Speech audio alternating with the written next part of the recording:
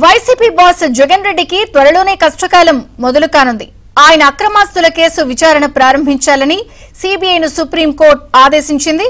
వీలైనంత త్వరగా విచారణ పూర్తి కావాలని కూడా సూచించింది. ఆ మేరకు ఇప్పటికే తగిన ఆదేశాలు ఇచ్చామని జస్టిస్ సంజీవ్ ఖన్నా నేతృత్వంలోని ధర్మాసనం గుర్తు చేసింది. సీబీఐ దాఖలు చేసిన అఫిడవిట్లోని అంశాలు షాకింగ్ గా ఉన్నాయని జస్టిస్ ఖన్నా అన్నారు. అసలే వైసీపీ చిన్నాభిన్నమవుతున్న వేళ జగన్ కు ఇదో ఎదురుదెబ్బగానే భావించాలి. ఇంతకీ వైసీపీలో ఏం జరుగుతోంది? జగన్ అరాచకాలతో జనం ఇప్పటికీ ఎలా బాధపడుతున్నారు? ఇలాంటి వార్తల ప్రత్యేక కార్యక్రమం స్పాట్ లైట్ ఇప్పుడు చూద్దాం.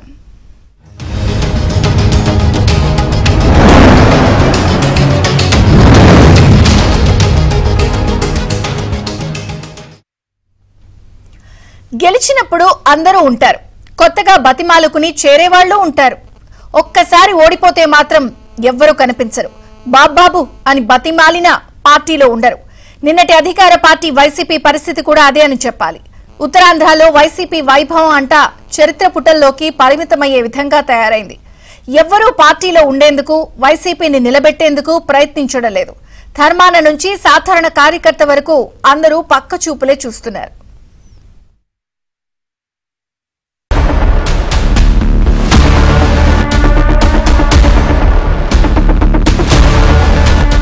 రాజకీయాల్లో ఓడలు బండ్లవుతాయి, బండ్లు ఓడలవుతాయి. ఒకప్పుడు చుట్టూ అణచరగనం, అధికార యంత్రాంగంతో నిత్యం బిజీగా ఉండే నేతలు సైతం ప్రస్తుతం దిక్కుతోచని స్థితిలోకి వెళ్లిపోయారు. మొన్నటి సార్వత్రిక ఎన్నికల్లో ఎన్డీఏ కూటమి ప్రభంజనం సృష్టించడంతో చాలా మంది వైసీపీ సీనియర్లు కూటమి సునామీలో కొట్టుకుపోయారు.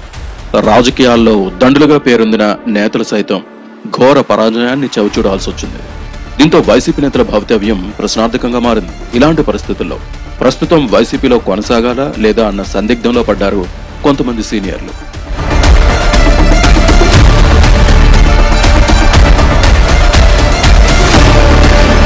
సిక్కోలు రాజకీయ చరిత్రలో ధర్మాన ప్రసాదరావుది ఓ ప్రత్యేక స్థానమని చెప్పాలి. దివంగత వైఎస్ రాజశేఖర రెడ్డి, రోసేలతో పాటు నాటి కిరణ్ కుమార్ రెడ్డి కేబినెట్ లోనూ కీలక మంత్రి పదవులు నిర్వహించారు. జగన్ కేబినెట్ లోనూ రెవెన్యూ మంత్రిగా పనిచేశారు. అలాంటి సీనియర్ నేత ఇప్పుడు రాజకీయ సందిగ్ధంలో పడ్డారు. మొన్న జరిగిన అసెంబ్లీ ఎన్నికల్లో ధర్మాన ప్రసాదరావు తన రాజకీయ ప్రస్థానంలో ఎన్నడూ లేని ఓటమిని చవిచూశారు.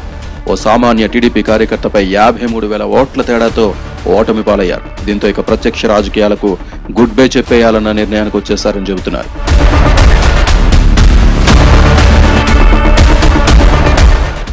ఇదిలా ఉంటే ధర్మాన ప్రసాదరావు ప్రస్తుత రాజకీయాలు, పార్టీ అంతర్గత వ్యవహారాలపై తీవ్రమైన ఆవేదన చెందుతున్నట్టు తెలుస్తోంది. వాస్తవానికి మొన్నటి ఎన్నికల్లో తన కుమారుడు రామ్ మనోహర్ నాయుడికి టికెట్ ఇవ్వాలని ధర్మాన పార్టీ అధ్యక్షుడు జగన్ రెడ్డిని కోరారు. కానీ ధర్మాన వినతిని పట్టించుకుని జగన్ చివరికి ఆయన్నే బరిలోకి దించాలని నిర్ణయించారు. అయితే కుమారుడి పొలిటికల్ ఎంట్రీపై తీవ్రంగా కసరత్తు చేస్తున్న ధర్మానకు పార్టీలో జరుగుతున్న పరిణామాలు అంతగా రుచించడం లేదు.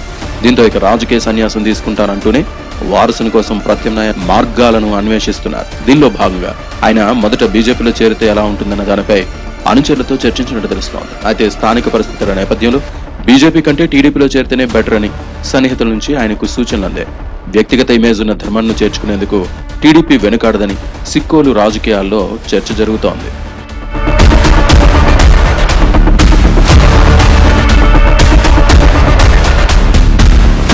ఉత్తరాంధ్రలో పార్టీ పరిస్థితి ఏమంత బాగోలేదు. 2014లో గెలిచిన 9 స్థానాలతో పోల్చితే ఈసారి ఆ సంఖ్య దారుణంగా 2 స్థానాలకు పడిపోయింది. అది కూడా విశాఖ ఏజెన్సీ పాడేరు, అరకు సీట్లు గెలిచి వైసీపీ పరువు నిలిచింది. మొత్తం 34 అసెంబ్లీ నియోజకవర్గాల్లో కేవలం 2 సీట్లు గెలిచిన వైసీపీకి మిగిలిన 32 అసెంబ్లీ సెగ్మెంట్లోనూ భారీ ఓటమి ఎదురైంది. పార్టీ ఓడిపోయింది, కానీ చాలా చోట్ల చూస్తే నియోజకవర్గాల్లో ఇన్ఛార్జీలు లేని భారీ లోటు కనిపిస్తోంది. ఓటమి ఎదురు కాగానే కొట్టుకట్టేసి వెళ్లిపోయిన వాళ్లే ఎక్కువగా కనిపిస్తున్నారు. ఇచ్చాపురంలో వైసీపీ నుంచి పోటీ చేసిన ప్రియా విజయ ఓటమి తర్వాత తగ్గిపోయారు. అక్కడ ఎమ్మెల్సీ నర్తు రామారావు మాత్రమే కనిపిస్తున్నారు. ఆయన కూడా ఇన్ఛార్జ్ పదవి ఇవ్వకపోతే వెళ్లిపోతారన్న చర్చ జరుగుతోంది. పాతపట్నంలో మాజీ ఎమ్మెల్యే రెడ్డి శాంతి ఓటమి చెందారు. ఆమె మీద ముందు నుంచి వ్యతిరేకత ఉంది.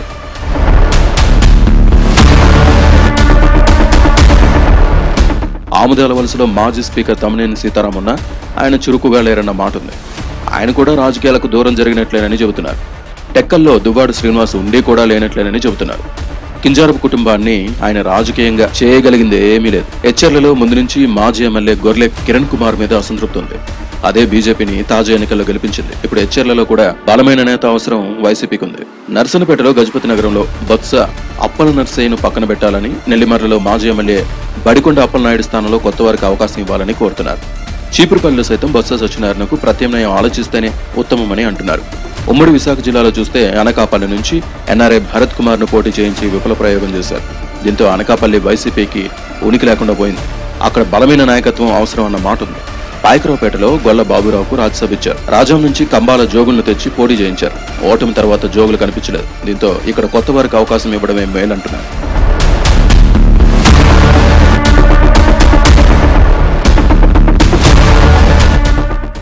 విశాఖ తూర్పు, విశాఖ పశ్చిమ నియోజకవర్గాల్లో పార్టీకి ఇన్ఛార్జీలే లేకుండా పోయారు. పోటీ చేసిన అభ్యర్థులు ఇప్పుడు పార్టీకి దూరంగా ఉంటున్నారు. ఇదే విధంగా పెందుర్తి, విశాఖ ఉత్తర నియోజకవర్గాలతో పాటు భీమిల్లోనూ పార్టీ ప్రక్షాళన జరగాల్సి ఉందని అంటున్నారు. మరోపక్క వంశీకృష్ణ శ్రీనివాస్ జనసేనలో చేరారు. సీతమ్మరాజు సుధాకర్ టీడీపీ వైపుకు వెళ్లిపోయారు. అందరికన్నా ముందు పంచకర్ల రమేష్ బాబు వైసీపీ నుంచి జనసేనలో చేరారు. కొనతాల రామకృష్ణ అనూహ్యంగా జనసేన తీర్థం పుచ్చుకున్నారు. ఎన్నికల ముందు 4 కార్పొరేటర్లు టీడీపీలో చేరారు. ఎన్నికల తర్వాత 7 కార్పొరేటర్లు ఫిరాయించారు.